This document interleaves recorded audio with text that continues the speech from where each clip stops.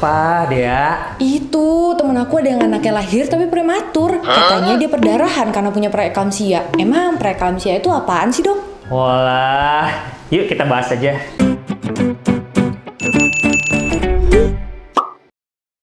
Hai Smart Moms Indonesia, welcome back to Dr. Niko Channel. Nah, kali ini kita akan bahas tentang preeklamsia atau biasanya disebut di bahasa awamnya nih, keracunan kehamilan. Nah, penyakit preeklamsia ini termasuk salah satu dari disease of theories, di mana banyak sekali teorinya, tetapi belum ada yang bisa memastikan penyebab pasti dari preeklamsia ini. Tetapi teori yang paling sering dianut adalah gangguan pembentukan arteri spiralis atau pembentukan pembuluh darah plasenta pada saat jonjot plasenta pertama kali melakukan invasinya ke dalam dinding dalam rahim. Ada beberapa faktor resiko preeklamsia yang bisa Smart Moms waspadai.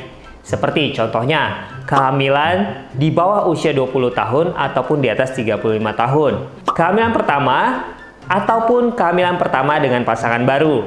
Adanya penyakit-penyakit sebelum kehamilan terjadi seperti diabetes mellitus ataupun hipertensi kronis. Jarak kehamilan juga bisa mempengaruhi loh, seperti jarak kehamilan di bawah 2 tahun ataupun lebih dari 10 tahun. Nah, selain itu, kehamilan kembar dan riwayat preeklamsia sebelumnya juga bisa merupakan faktor risiko yang mendukung terjadinya preeklamsia di kehamilan berikutnya. Sementara komplikasi preeklamsia ini terhadap ibu hamil juga ada beberapa loh, seperti hipertensi yang terlalu tinggi bisa menyebabkan stroke. Bisa juga menyebabkan eklamsia atau kejang-kejang pada saat preeklamsia berat terjadi. Lalu bisa juga menjadi sindroma HELLP, di mana terjadi pemecahan sel-sel darah, yaitu hemolisis, lalu terjadi peningkatan enzim dari liver, dan gangguan pada ginjal. Nah, hal-hal seperti ini juga bisa menyebabkan gangguan multivalent organ hingga kematian pada ibu. Nggak cukup sampai di situ ya, pada bayi juga bisa menyebabkan beberapa komplikasi, seperti terjadinya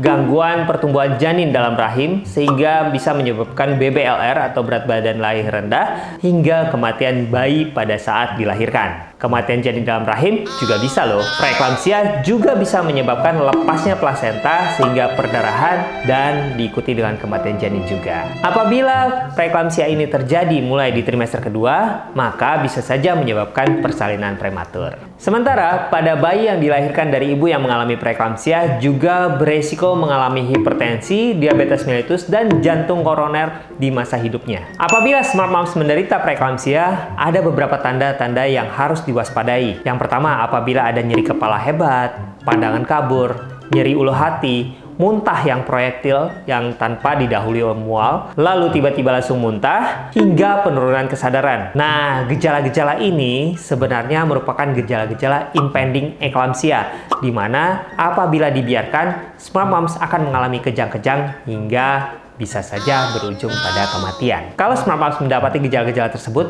harus segera dibawa ke rumah sakit. Pada pasien yang sudah terkena preeklamsia, maka cara penanganannya bergantung dari usia kehamilan. Apabila usia kehamilan di bawah 37 minggu, maka akan diberikan pematangan paru dan neuroprotektor sebelum nantinya dilahirkan apabila kehamilan tidak bisa dipertahankan. Apabila terjadi perdarahan akibat lepasnya plasenta yang disebabkan karena hipertensi, juga akan segera dilahirkan. Sementara pada usia di atas 37 minggu, apabila mengidap preeklamsia berat, akan segera dilahirkan tanpa memandang usia kehamilan lagi karena bayi yang dikandung sudah cukup bulan dan sudah siap untuk dilahirkan. Ada beberapa penelitian untuk mencegah preeklamsia, yaitu dengan memberikan obat pengencer darah, kalsium, dan vitamin D pada pasien-pasien yang memang memiliki faktor resiko preeklamsia. Jadi, pada pasien-pasien yang memang memiliki resiko preeklamsia, sebaiknya dilakukan kontrol rutin yang lebih ketat. Jadi gitu deh dan Smart Moms, paham kan? Kalau Smart Moms masih punya pertanyaan lain, boleh nih tulis di kolom komentar di bawah atau kunjungi Instagram saya di nicholas_spog. Dan ingat-ingat untuk like, subscribe, dan share video ini supaya saya tetap bisa menjawab pertanyaan Smart Moms se-Indonesia.